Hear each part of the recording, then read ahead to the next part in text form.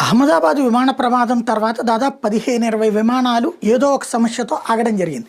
ప్రయాణికుల భయము, లేకపోతే అందులో పైలట్ యొక్క అనుమానము, లేకపోతే వేరే వేరే కారణాల వల్ల ప్రయాణాలు క్యాన్సిల్ అయినాయి.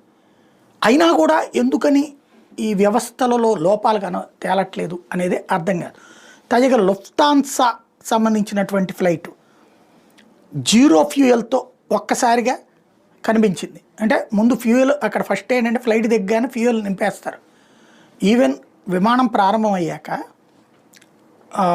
విమానం బయలుదేరే ముందు పైలట్ ఒక కో పైలట్ ఉంటారు. ఒక పైలట్ ఈ విమానాన్ని ముందుకు తీసుకెళ్లే వ్యవహారం చూస్తే రెండో పైలట్ కింద ఉన్న గ్రౌండ్ స్టాఫ్తో మాట్లాడతాడు. అక్కడ ఒక పట్టిక ఉంటుంది, ఫ్యూయల్ ఫుల్ ఉందా లేదా, లాక్ క్లియర్ అయిందా లేదా, అట్లాగే ఇది చెక్ చేశారా, రెక్కలు చెక్ చేశారా, ఎలక్ట్రానిక్ చెక్ చేశారా, ఇవన్నీ